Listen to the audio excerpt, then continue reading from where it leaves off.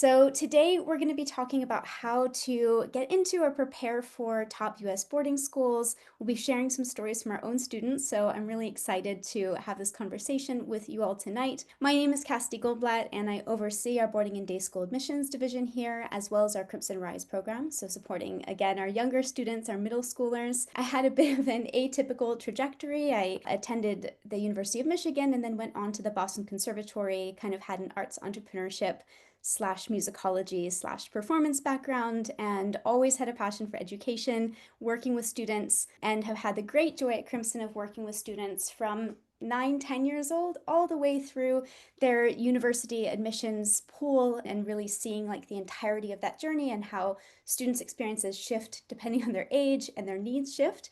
So I really, really love getting to work with our younger students and thinking about how to set them up for high school because it is such a critical developmental period for them. So I think to kind of set the stage, it is really helpful to think about boarding school, or you could think about private day school as well. Like there's a lot of similarities, but we'll focus on boarding today in context of preparation for university admissions. So, of course, coming from Crimson Education, we've been in this industry over 10 years now. We support thousands of students every year, and we get to watch all of the trends in university admissions, what they're looking for from students, what they're looking for in terms of character.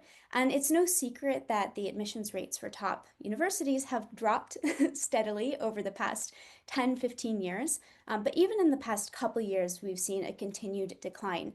And really, that's because, in great part, their brand and their reputation has increased so significantly that there are students more and more from all over the world applying, bringing really great talent to the application pool. And so there are just so many slots available.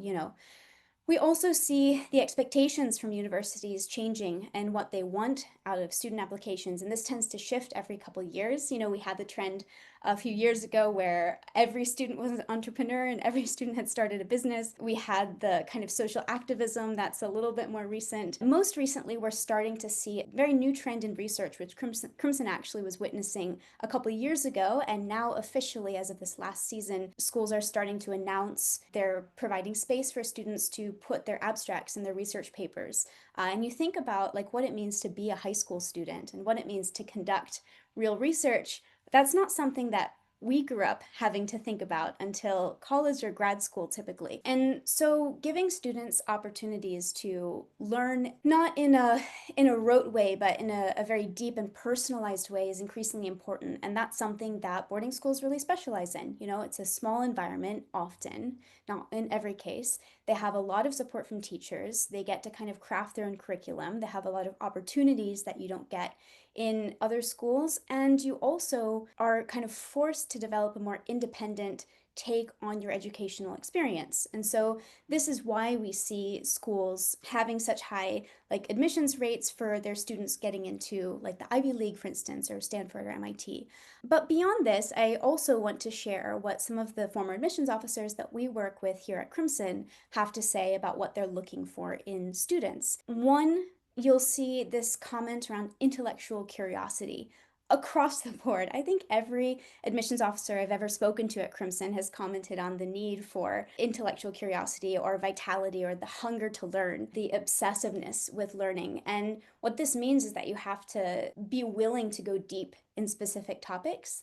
And you also need to either have resources or figure out how to pursue those topics. Maybe that's chasing down internships with a professor. One of our Rise students, who's a rising ninth grader, she really wanted to conduct like East Asian studies over a summer after eighth grade, and she didn't have this opportunity at her school. So she lives near Stanford, and we kind of coached her on reaching out to professors.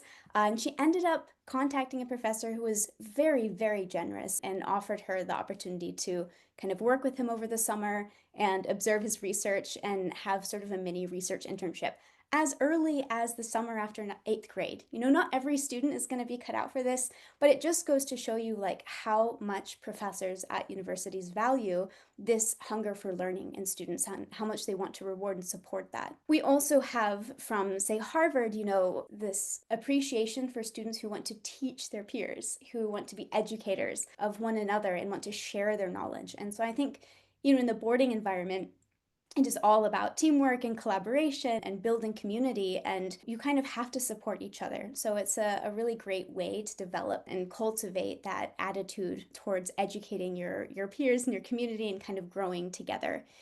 And then, of course, we know that academic excellence is important across the board, the ability to perform at a very high level. And many of these schools pride themselves on developing their own curricula. So they might have APs or they might intentionally not, and instead create their own classes for students. It's the web schools in California. I loved visiting there this last year because we got to watch their classes in action and hear how, students might be interested in a topic and want to study it, and then they can suggest that certain classes be created, classes that don't currently exist at the school. And then the teachers will go and make a proposal and sometimes actually bring new classes on behalf of the students. And so you have this kind of very much living learning experience at a lot of these schools. I want to talk about like the story that these stats tell. So what we know is that a lot of these top ranked schools, Andover, Exeter, Deerfield, Choate, are known or have a reputation for sending a great number of their students to the Ivy League, to Stanford, to MIT. At Phillips Academy, they have about 25% of their students every year hitting this mark, Deerfield, about 22%. And this is a much, much higher number than, say, maybe one or two or five admits at really strong local, like public schools. So you do see that there's something of a funnel effect. But what doesn't always register with us is that 75% of those students are not getting in to top schools. And in fact, the students who are at Phillips Academy Andover are truly the best in the world. It's like the Harvard of high school. Same for Deerfield and for Choate. So you have to remember that you are competing first to get into this very narrow pool, and then from there you're competing again to get into the university of your choice. And Harvard or Princeton is not going to accept all of the students from Phillips Academy Andover, even if some of them outperform students from across the country because they want diversity in their student body. And so that's something really important to keep in mind. And that's also why we show some of the acceptance rates for these schools. For me, when I think about working with students, it's really important that you're picking a place where they'll be challenged at the appropriate level, where they're getting the right kind of support, and also where they have the type of community that will help them excel. Because ultimately, this is only one step, and we really do have to be thinking about where are they going to end up for university, and that's really going to determine more of their career trajectory. And some students thrive in extraordinarily competitive environments, and some students need much smaller, more nurturing environments. And you can find both of these in the boarding school space. So, just some things to give you guys perspective as you start thinking about boarding schools and choosing them and kind of strategically thinking about your child's journey. So I've covered, I think, a lot of this, but in boarding schools, we have this environment of kind of intense focus on academics and extracurriculars and doing everything. You'll see that there's an emphasis on doing things that make you uncomfortable, on taking risks, on failures. So often, if you talk to boarding school admissions officers, they want students who are hungry to try new things. They want students who are willing to be uncomfortable. And that's important to think about for your child. Are they at that stage yet? Some kids are not ready for that just yet. But you have to, in order to make the most of the boarding experience, you are in classes. One of my students, he's attending Kate, and I caught up with his mom a few months into his first year, and she said, well, he's up at about 6 a.m. and he's in classes, and then they have him in sports and activities all day, and then he's doing homework and he goes to bed about 10 p.m. every night. And it was really intense. It's been a very difficult transition. And so that's something to kind of keep in mind. But it is a very immersive culture, and you have typically a lot of support from your peers and your teachers, although this can vary school to school. But the idea is that, learning is very much a part of everything you do. And you'll see a lot of schools like Northfield Mount Hermon, for example, has a farm. So you might study biology and chemistry and maybe some physics and engineering basics. Then you take a semester optionally to go work on the farm and apply those skills in practice and work with plants and build buildings and sell products and work as a team. So a lot of these schools will develop special programs to help students apply what they're learning in the classroom in the real world. And that's a really wonderful opportunity that you don't have at a lot of regular schools, if you will. Character is another thing that you're having to develop. Of course, living independently and learning to take care of yourself and take care of your laundry. It's always a huge transition for students the first year, but also advocating for themselves, seeking out help when they need it, knowing when to go to teachers and ask if they can go to a lower level class, being willing to admit when they need support. So that's a big part of this experience. And then, of course, we have connections that you develop. Many of these students end up staying friends with their peers through much of their life, often even working together. It really does become a community. They often end up sending their kids, to boarding school as well. I met a student at Hotchkiss whose mother had attended Hotchkiss and studied with the same teacher that she was studying with, so there is this kind of generational community that gets built up as well. So what does it take to become a boarding school candidate? We will launch one more poll here to get everyone kind of thinking, but which types of boarding schools interest you the most? So we have, of course, our traditional schools up in New England, Phillips Academy, Phillips Exeter. We also have schools with strong STEM programs, or we have schools with really strong arts programs. We also have specialty art schools, of course. And then maybe you don't know. So if I'll keep an eye on this to get a sense what everyone's looking for, and then can kind of comment on that as we go. Yeah, so these were a couple of our student admits this cycle. I think we've covered kind of the competitiveness of the landscape already, so I won't go further into that. But I wanted to talk a little bit about what goes into an application, because if you're not from this space, it's actually shockingly complicated and similar to a university admissions experience. So really, applications for boarding schools are almost identical to applications for universities, but I think they're much harder because kids are younger and there are a few additional elements that are not really taken into account for universities. So first you have your activities or extracurriculars list. These should include activities for a couple of years. Typically, we need to see a balance of arts and sports and school clubs and leadership and things that are especially demonstrating that you're involved in your school community. So this is something really interesting that I started picking up on after many conversations with admissions officers. Sometimes we'll have students who come to us at Crimson and they are real go-getters, but not at school. Like maybe they don't particularly like their school environment. They start projects like community projects outside of school, and that's all fine and well. But what admissions officers really want to see is that students are willing to engage their existing school community, because it tells them how they're likely to engage the students within the boarding school. And they want to pick people who are going to be great roommates and great housemates and great teammates on the field and willing to do sports with their peers and who aren't kind of separating themselves out. So that's the first thing I'd say that's really important, that you're demonstrating teamwork and ability to work in community. And, there are varying levels of extracurriculars. We'll see some examples later. We also have academics. So typically you're submitting about 2 years worth of transcripts. You also will be submitting standardized test, usually. So for boarding schools, they generally prefer the SSAT, the secondary school admissions test, and day schools often prefer the ISEE. They are technically interchangeable. So you might have a student who's applying to local day schools and some boarding schools. We'd kind of choose strategically which are most important and then prioritize that test. The tests are very similar. They're several hours long. They cover reading, writing, math, optional writing supplement, and kind of like verbal elements, but they are designed for, like, it's an above grade test. So they're basically designed for 11th graders, and you're sitting them in 8th grade. So it's really, really intense for kids. And because of this kind of setup, students are assessed primarily by percentile score. Like that's the most important piece for us, not the raw score, because they'll be assessed against a couple years worth of students in that grade pool. It also means that you can't really take these tests early. You have to take them during the season you're applying to schools.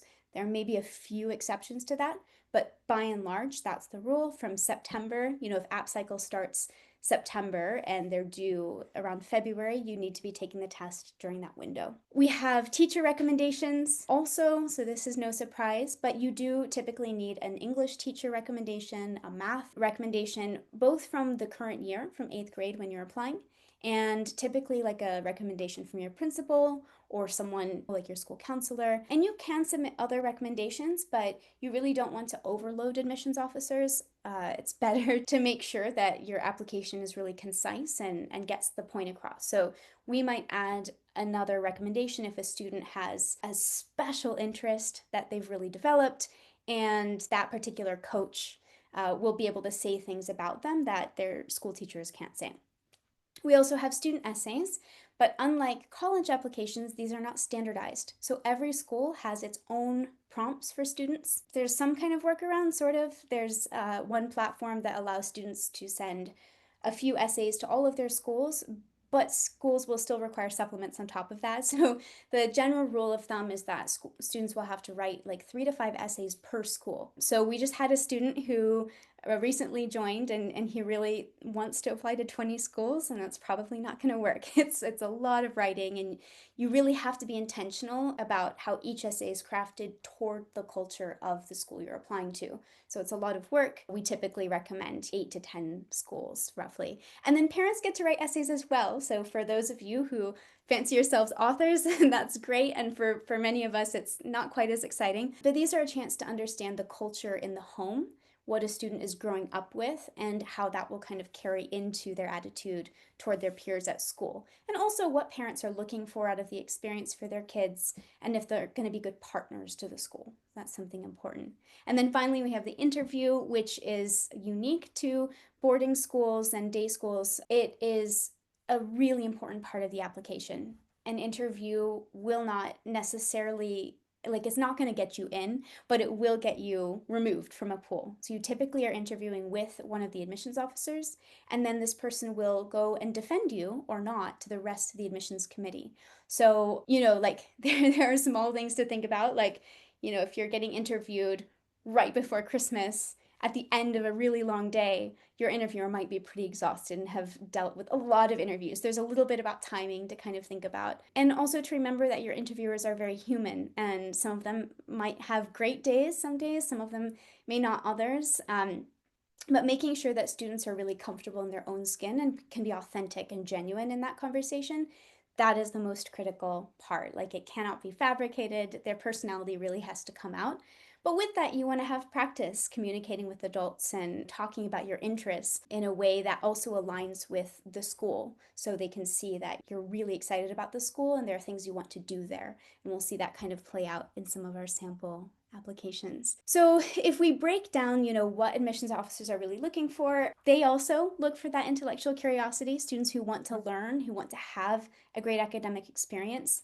It is helpful if a student maybe doesn't have certain opportunities at the current school and really wants to pursue these at the school they're applying to. So maybe like you really want to take advanced math and statistics, and that's not an option at your current school, but this particular boarding school has a fantastic math and STEM program, and maybe it's integrated with chemistry in a special way, and that's something you can kind of talk about. So really understanding the curricula of the schools you're applying to is important, and also understanding what extracurriculars they offer, because again, activities and academics go very much hand in hand. They're also looking for resilience. I think a big part of the boarding school experience is failure in a way, having difficult experiences, having things that are not going to work very well, and being able to pick yourself back up and make the most and treat it like a learning experience, and again, seek help when you need it. And we already kind of covered that willingness to take risks and that community contribution. These are pretty big parts to culture at boarding schools. So generally important things to look out for. But then beyond this, it is very much that culture fit with the school you're applying to. And schools are very different. They have completely different personalities on campus. Even if a school like Choate, for instance, prides itself on having every type of student imaginable, you will still feel a specific kind of culture and certain values that come out on campus. And that's something to pay attention to as you're preparing for this application process. And something that at Crimson we spend a lot of time coaching students on. So we do pretty deep school research with students and interview prep and journaling, so that students can really internalize what is it about the school I love and how can I communicate that in this admissions process. So when it comes to, thinking about after school activities and kind of cultivating character here, I think a few tips I can share is just that like students can use their hobbies to positively impact their school community, and that's a lovely way to take what might be a private interest and bring it into the community sphere. I won't spoil the story, but I do have one of my own students who just did this actually, and I'll kind of share how she took like her pottery interest and then developed a project that was related to her school activities and kind of positively impacted her school. I think the other thing is that for activities, a student should never be skating along. Like, it's not, you don't want to just join a club and kind of show up every week, but really engaging. So, figuring out, how can I get more membership in this club? How can I bring new ideas to it and kind of freshen it up?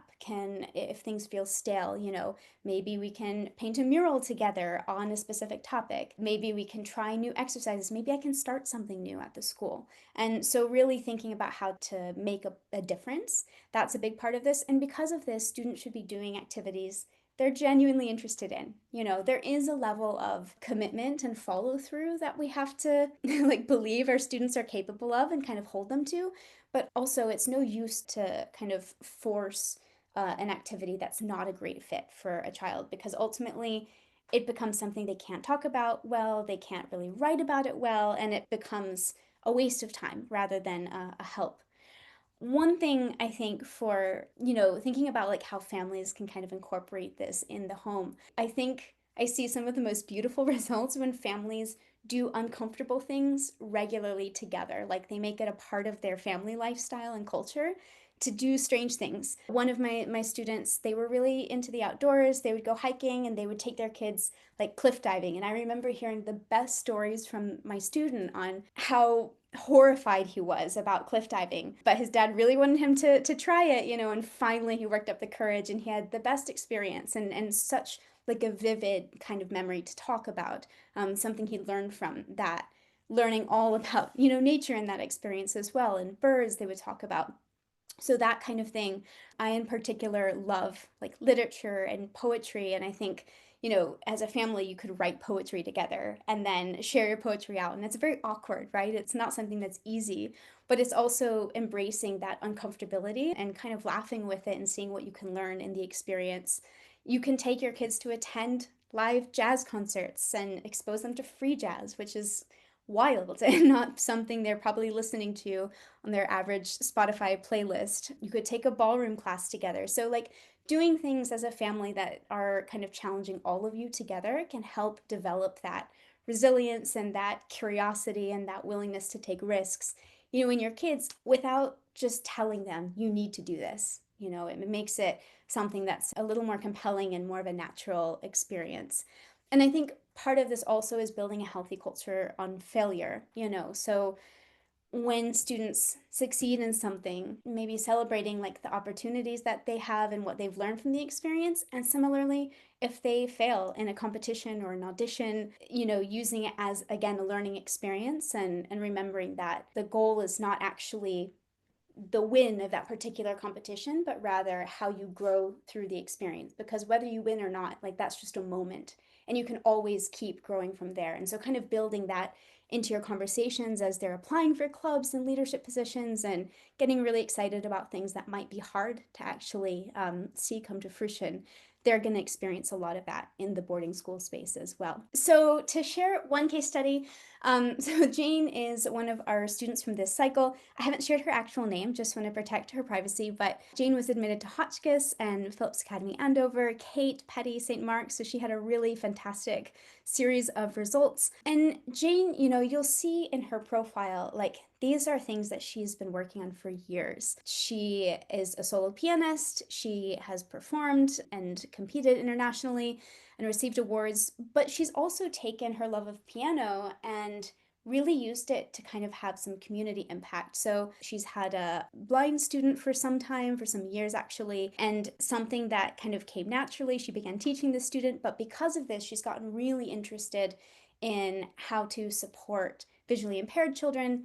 This ended up leading towards like a fundraising project for the Braille Institute for Blind and Visually Impaired Children. She also has written a few books and self-published them.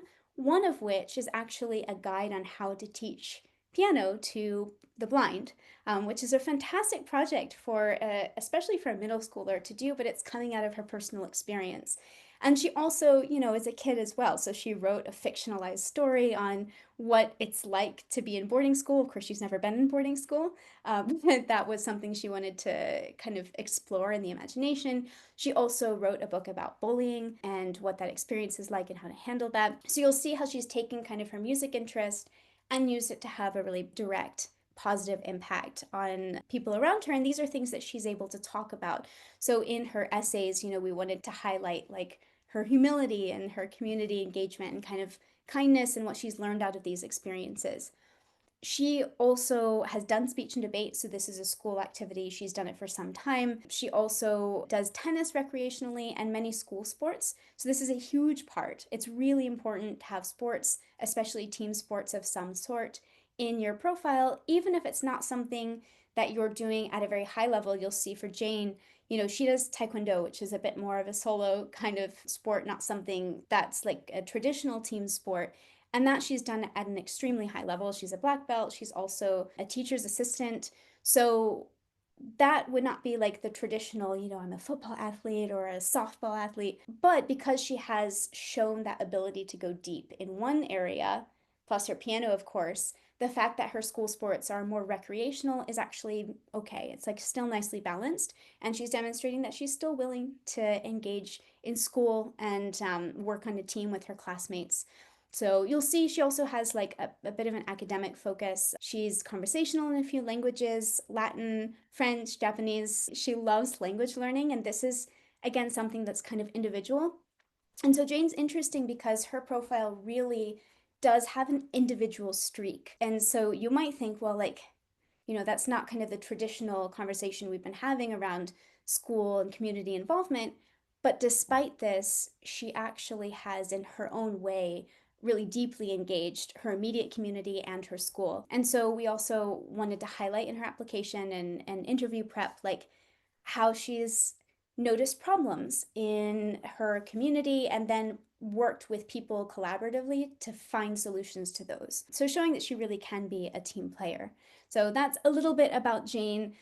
When she joined us, her dream schools were Phillips Academy, Exeter, Hotchkiss, and Thatcher School. We also, as with all students, go through a pretty deep research process and vetting and sort of recalibration of school list. So you'll see we kept a lot of these. We did remove the Thatcher School. It wasn't quite the right fit for her with their sort of outdoor focus, but we did include a few others like Petty and St. Mark's. Her family really wanted a kind of curious student body, a healthy environment, and she also like is a very sweet personality. So we ended up, I think St. Mark's is especially like a really great fit for that, and Petty too. And Andover ended up being a really great fit, but she's decided to go to Hotchkiss, so she's very excited for this, and we'll see what she gets up to over the next couple of years. So Cindy, also name kind of changed. Cindy was my student, and she was admitted to Choate in addition to Kent and Northfield Mount Hermon. So Cindy's really interesting because she also is a musician. She's a flute player and, was performing at kind of the national level for youth ensembles. But she also has a really big heart for people and also for the environment. And so this became like kind of service was a big part of her profile and social impact. So with us at Crimson, she started this capstone project where she took this hobby she had of ceramics and pottery and then started creating pieces that share messages about this and kind of impacts on the environment, and then started selling this work and sharing it with her school. And this coincided really well with school activities that she was doing. Like she was part of a sustainability club to reduce food waste in school. She also was involved with student government. So she was part of she led the pastoral care group. So really involved in supporting and encouraging younger students, which suits her personality so well. She was really involved in service generally. So she was part of a quilting club at school where they would make quilts and then donate to children's homes and did a lot of community service. And you'll see she also had, speech and debate, which is a really healthy kind of standard activity I think that a lot of students benefit from, even from a developmental and communicative perspective.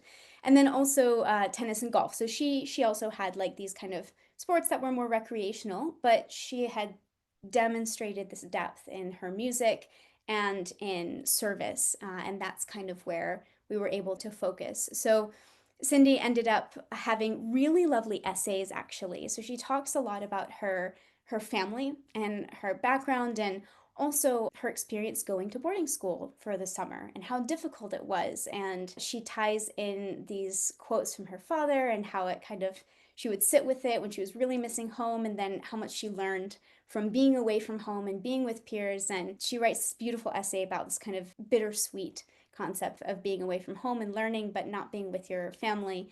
And I think, if you're thinking about from a boarding school perspective, the fact that kids are going to be away from home and they have to be able to handle this experience, like this was such a poignant essay.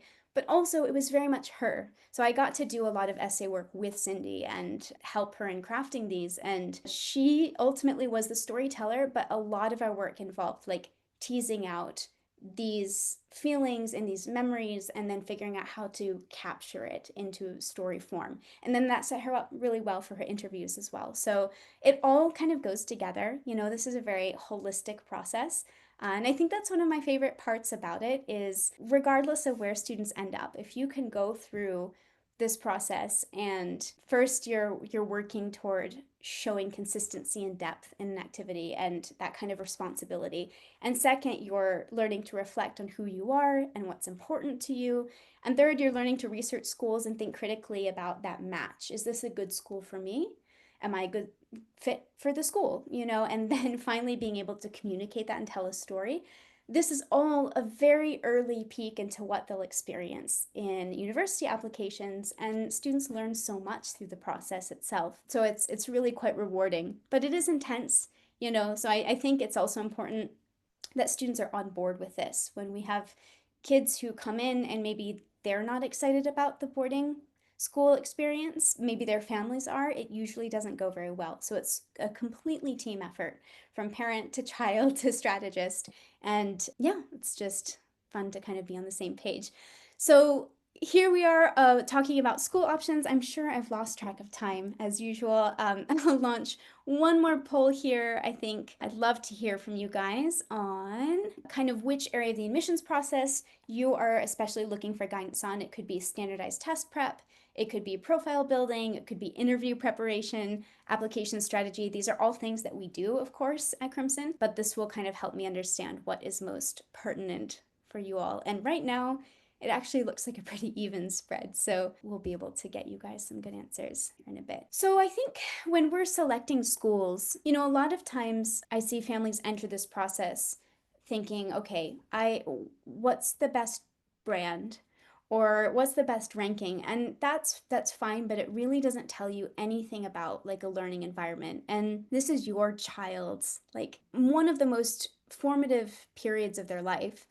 What kind of learning experience is going to help your child thrive? So, like I alluded to earlier, students need very different things during this age. One of my earlier students at Crimson, he was at a very good private school, and his family thought, we really want to go for a more competitive school environment. Like he just needs to be pushed by his peers a little bit more. He's like too laissez-faire about all of this. And so they shifted schools and he hated it. Like it was terrible, terrible experience. So he ended up going back and going to his original school. He ended up getting into both Northwestern and Johns Hopkins for mechanical engineering and journalism, and had a fantastic, beautifully developed profile by the end of this.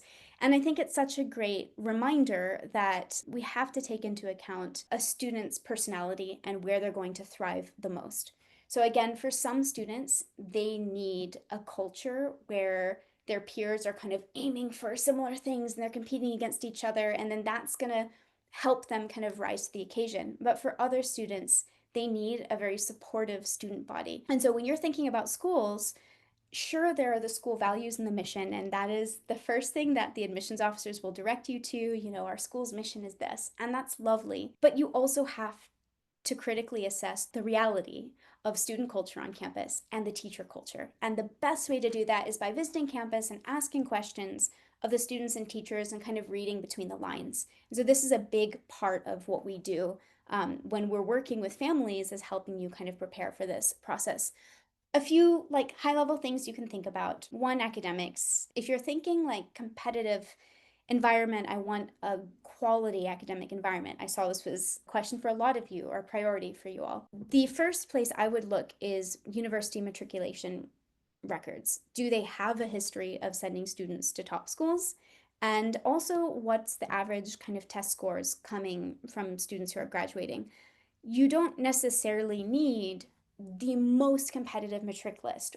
If you have a school that is sending students consistently to top schools, to top universities, then it shows you that they have a certain level, like they've met a certain bar. And maybe they're tier one and maybe they're a tier three school. But your child, if they're getting like that kind of necessary academic rigor, then at a tier three school or a tier two school, they may have a chance to be the top 1% or the top 5% that's going to really stand out in admissions. So that's kind of one thing to think about. Also, talking to teachers and understanding like, how do teachers teach? Do they stay? Like, what's retention like at the school? Teachers who have been at a school a really long time typically have a kind of deep cultural connection to the school and the students there, and they're committed to that experience, you know, and students can also stay friends with them throughout their time at school. They have extra support even when they move on to other classes. So those are kinds of things to consider. The second area is environment and student culture. So what kinds of students attend this school? Is there a lot of school spirit? Do students support each other when they go to games? Are they more independent and siloed? Do they tend to do their own work? Some schools, you see a really collaborative environment. Like, student who is learning Mandarin might be helping, you know, her roommate learn biology, and then her roommate knows Mandarin and helps her learn Mandarin. So like they can kind of exchange and trade and support each other that way. Some schools, you'll see that students are really aiming for the same universities, and there's a lot of pressure maybe from back home to also reach those same universities. And so there's a little bit more of a divide between students because ultimately you're competitors with each other. And so that's something to kind of keep in mind. Like, what environment am I looking for my child? Thatcher, I love Thatcher so much. Thatcher is the one school I visited where they said intentionally, like, we want for students who come here to still have a childhood and still have a high school experience and not be required to be adults until they graduate. And yet, they're a top 30 boarding school. You know, they're sending students to top universities around the country, but their students are like carefree and happy, and they have to ride horses and they get to go on hikes and they have to take responsibility, you know, to take care of the school, but they also have a lot of academic rigor and spend a ton of time studying, you know. So there are very different methods from schools and how they go about crafting that type of rigor. And then opportunity is just like, what kinds of extracurriculars do you have available? So Thatcher has horseback riding as a mandatory part of the first year curriculum. You have other schools with really strong STEM and robotics programs, other ones with strong arts programs, some that kind of do it all, you know? So that's another question. Are there special programs here that I'm attracted to? So Choate is, of course, an incredible, incredible school. I wanted to share a little bit about the Choate, the kind of feeling on campus. So Choate ended up being like a top pick for Cindy. So that's kind of why I've picked both Choate and Hotchkiss to sort of compare. As a school, Choate is one of these that prides itself on, I think their motto is that we are undefinable. You know, when you ask them, well, what characterizes your students? They'll say, well, you know, we don't want to be characterized. We are all unique. We're part of a very large campus and are all bringing something interesting to the table. And yet, you'll see that they have some themes there, like they require a service element. And in Cindy's case, she was really interested in service and social activism. So that was a great fit for Choate. They also have a very strong support for the arts. Their head of school has a strong affinity for architecture in particular. So you'll see throughout campus, they have all of this crazy, like different types of architecture from kind of colonial to I forget all of the names, but every building is different and it's almost like a museum, the campus itself. And then their arts programs are absolutely incredible. Like some of the, without being a pre-professional arts program like Interlochen, they have some of the best art support in the country. Hotchkiss also has a fantastic arts program, but Choate like really leans into this, and you can see they value art as a part of the learning experience. They also pride themselves on basically having so many classes that it's impossible to take them all. You know, you could take classes for, I think it would take 15 years to cover all of their classes, and they're always changing them. So, you know, Choate is always sending people out into the professional world to figure out where careers are going and then bringing back new ideas for courses. They're very forward thinking. But this also means like there's a lot of change and you don't get the same kind of deep consistency in traditional environment that you might have in another school. So just like different preferences and I think priorities amongst schools to kind of keep in mind. And then Hotchkiss is another one that is really like comparable to Choate in terms of the rigor and the quality of the education. But I find like where Choate students tend to feel very polished and put together and maybe a little bit, I don't know if like buttoned up is the right word, but they're very polite. Like you'll hear that and you'll see that if you visit campus. Hotchkiss kids are like social and open and free and a little bit gritty. They're very sporty. Like when they have free time, you know, they'll go out and swim or they'll go on the golf course and play outside. Like they have this kind of work hard, play hard mentality. They're very open about how difficult it is. One of the students we met there just said everyone hates it their first week. Like you're so homesick, it's so hard. And then you get over it and you have a great bonding experience and you have a fantastic community. So Hotchkiss has a very different kind of vibe or culture amongst the students, but also really wonderful school experience, beautiful grounds. You're right on a lake, you know, you have that outdoor opportunity. They have an incredible like arts building. I think they have recording studios, if I remember correctly. So a lot of unique opportunities on this campus as well. So, just to kind of give you all a sense of how two schools that have similar competitiveness levels can have very different cultures. And when you're thinking about building a profile and applying to these schools, that fit is as important. It's incredibly important also for the admissions process. These schools care about their yield. So if they admit you, are you likely to come? They really want students who really want to go there. And so I think being like pretty intentional about which schools you're picking that are your reach dream schools, and then which ones are you picking that are your target schools, and kind of building a balanced list is part of this process. All right. I think I may have actually gotten a bit ahead of myself. Sorry, everyone, with the polls. And I'll end a poll so you don't have to look at that anymore. But how Crimson supports. So you've probably gotten a sense of what we kind of work on with students. We do take a team-based approach, so we have a strategist, so someone like me or our team who have had a lot of time working with students in selecting schools. We do a combination of building school list and coaching you on how to communicate with schools, how to ask questions, how to prepare for visits and for your interviews, then setting academic targets. You know, how do you stage up? What grades are we aiming for? What are we aiming for with our tests? What's the best way to go about test prep? Then extracurriculars is a huge part of what we do and something that Crimson really specializes in. We have capstone mentors who are dedicated support mentors for helping you build projects. You know, we have master classes on competitions like the John Locke essay competition or on study skills, kind of depending on what you need. And then when you get to application season, you have two special members. You have a dedicated essay mentor who coaches you on writing and developing your story and your narrative. And they do that in tandem with the strategist work on your activities list and the rest of your application. So it's all telling the same story.